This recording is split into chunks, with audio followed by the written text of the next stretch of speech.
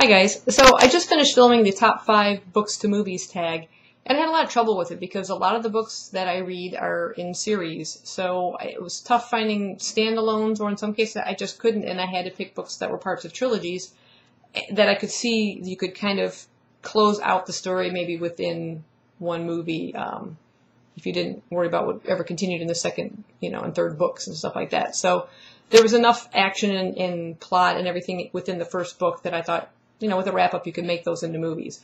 So I had my choices for that and filmed that. But then I was left with all the other books that I thought, these would make better TV series, because there's multiple books. There are more than trilogies, maybe 7, 8, whatever books in the series so far.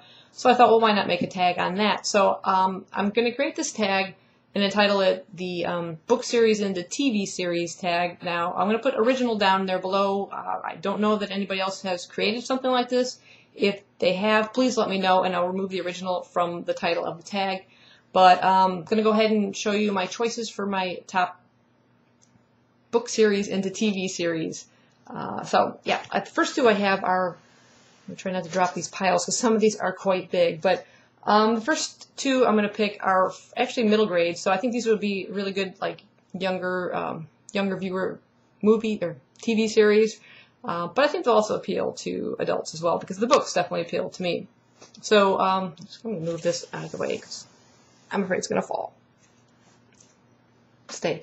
Okay, this is, there's 4 books in this series so far. I only have 3 to show you, because I'm missing, like, book 3 in the hardcovers. But this is the, I don't know if it has a name of the series. Probably just Theodosia, but these are by R.L. Lefevers, or Robin Lefevers. And this is the Theodosia series. The first book is Theodosia and the Serpents of Chaos. And then we have the Staff of Osiris. Book 3 I'm missing, which is the Eye of Horus. The Eye of Horus. And then book 4, The Last Pharaoh. And these are all about a young girl by the name of Theodosia. Her parents are, they run a museum. And actually, I think her father is the head curator of the Museum of Legends and Antiquities in London, and they bring back all sorts of antiques and things to the museum, and our young Theodosia here can somehow sense evil within these objects, and she's able to dispel that evil and make them safe. In some cases, if she doesn't get to them soon enough, such as this staff, it can cause the mummies to start walking. And she has a pet cat named Isis. There she is.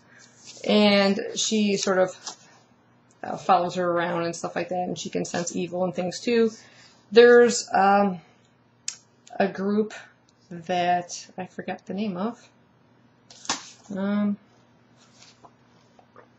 forgot the name of them, but she kind of ends up sort of joining that group, and they're against another group that are out to use these objects for evil. And so she kind of, there's like also one of the people that works at her father's museum that works for the bad group, and she's sort of trying to keep these objects out of his hands. So it's really cute. I think it's sort of, think of it like a young Indiana Jones, like when they had the son and he's a little precocious kid, but very intelligent. That's what Theodosia is sort of like. And I think it'd be really visually interesting, and seeing the museums and all that, all the objects and stuff, and all the creepy things that happen, like walking mummies. I think that would be really fun to have that in the series. The next bunch I picked are by Nancy Springer, and these are the Enola Holmes mysteries. And there are 6 of them out so far. We have the Case of the Missing Marquis, the Case of the Left-Handed Lady, the Case of the Bizarre Bouquets, the Case of the Peculiar Pink Fan, the Case of the Cryptic Crinoline, and the Case of the Gypsy Goodbye. Now, with a name like Enola Holmes, you might guess this is the younger sister of both Sherlock and Mycroft Holmes. In the beginning of the story, her mother disappears.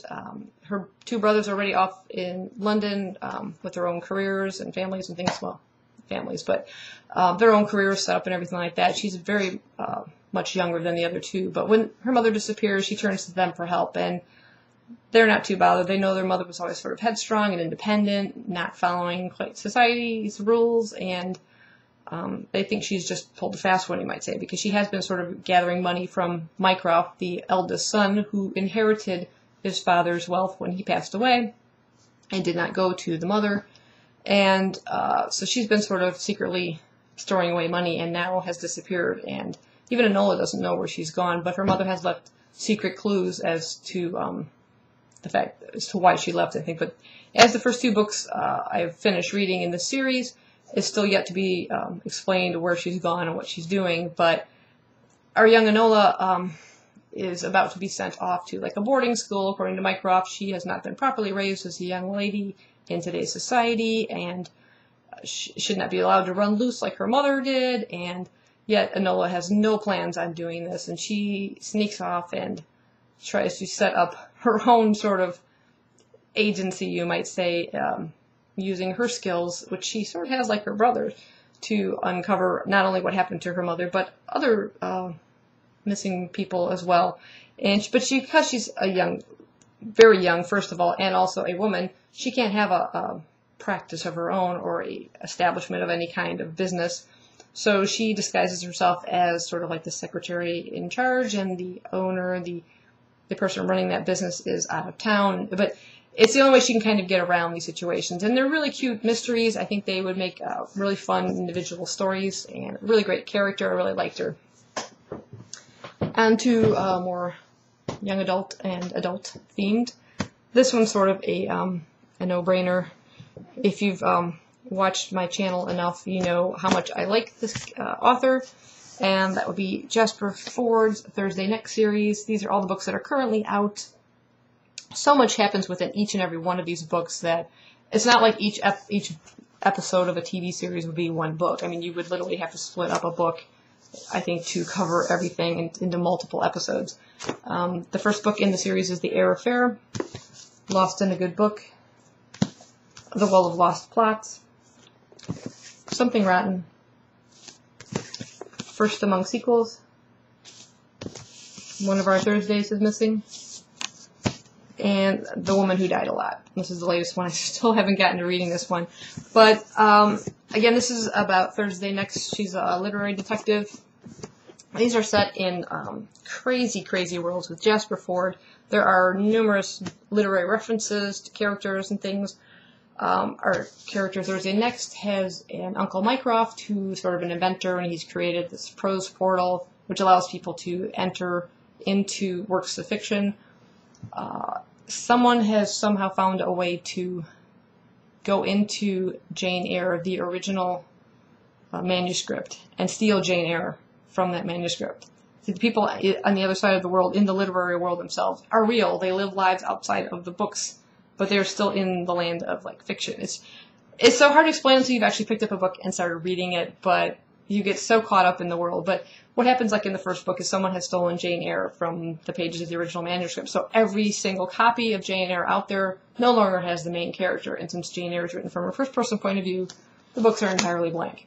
So she's got to set out and try and track down this person and return Jane Eyre to her proper place. And there's just so many cool things that happen, and so many wonderful characters. Miss Havisham, and she's crazy. She appears, I think it's the second or third book. She's definitely on the cover of this one, driving. She's quite nutty. I absolutely loved her. Loved the characters, the whole world building. I would love to see that in a TV series, and you could just do so much with that and with special effects. It'd be really cool. My next one, I think a lot of people would pick. I know certain people who would definitely pick it. Ryan, I'm talking about you if you're watching this. Anyway, that would be the Gone series by Michael Grant. And this is the entire series, now that it's complete. We have Gone, Hunger, Lies, Plague, Fear, and Light. A world where a dome has just suddenly appeared over this town. I think it says everyone except for the young, teens, middle schoolers, toddlers, are within the dome, but everybody else, all the adults, have been like booted out instantly. They're all gone. And you have all these youngsters sort of left to fend for themselves. You have teenagers looking after babies. They have to find ways to find food, put out fires, things that, like, there's no more firemen, there's no bakers, there's no parents, there's nothing. And it is quite a terrifying world. But add to that are some of these strange abilities some of the kids develop. And yeah, if you haven't read the series, I don't want to ruin it for you, but there are some amazing things that they can do, and some of them I would love to see those characters / creatures and what they would look like on a series. So, like I said, each book has so much going on within it that you would have multiple episodes out of each book. So I think that would make a fantastic TV series. Maybe it's in a little bit like Under the Dome by Stephen King. I haven't read that book, but it was funny how they're kind of both similar situations with these domes appearing out of nowhere, and now we're ready for a mini-series out of that. So who knows what you could do with Golan. You can do so much. And my final one, again, if you've watched my channel enough, you'll know, and I have almost all the books here except for 2. I'm trying to get them all in hardcover, and I may have to stand for this. But this is the Hollow series by Kim Harrison. That's a whole bunch. Oh, there's the last one. So, this is the first one, Dead Witch Walking, and it's about a young woman by the name of Rachel Morgan. She's a white witch, and she lives with Ivy, a vampire, and Jenks, a pixie, and they run a bounty hunting service where they go after other paranormal beings that are breaking the law, and they live in a abandoned church. And Rachel is sort of pursued by a demon that kind of changes her whole life, you might say, from the first book onward. There are so many different paranormal creatures in this, from werewolves to vampires, pixies, demons. I can't even name them all. Banshees, there's been banshees. And there's so much action going on, and the character development is just amazing. It's set in Cincinnati. I would just love to see this world brought to life in a TV series again. You'd have multiple episodes out of each single book because so much goes on. There are so many cliffhangers as you go through the books. You can't wait to get to the next chapter. It's amazing. And I love how they're all like twists on Clint Eastwood's movie titles. So you have Dead Witch Walking, The Good, the Bad, and the Undead. For a few demons more. The Outlaw, Demon Whales. White Witch, Black Curse. Black Magic Sanction. Pale Demon. A Perfect Blood. And Ever After. And I think I am missing, if I can figure out which ones. I'm missing Every Which Way But Dead and A Fistful of Charms. So that would complete the entire series. This is the latest one that just came out. And that's like 11 total. And again, some of the effects that you could do, television effects with the lightning and things, they're often set in the Ever After, so that's the world where the demons are from, and the lighting and the amber light and all that. I think it would just be so cool to see what that world's like. There are rifts sometimes that appear between the two worlds. Again, all the creatures how you can imagine what they look like and how they could be created and brought to life on a TV series. I think that would be awesome. So, yeah, those are my top 5 choices of book series that I would like to see made into TV series. I'm going to go ahead and tag several people. I will put them right over here. And if you would like to do it and I haven't tagged you, please feel free to do that and link your video as a video response to this one. So thanks again for watching. If you don't want to film a video, put your titles down in the comments below so I can see what your guys think about. So thanks for watching. Bye-bye.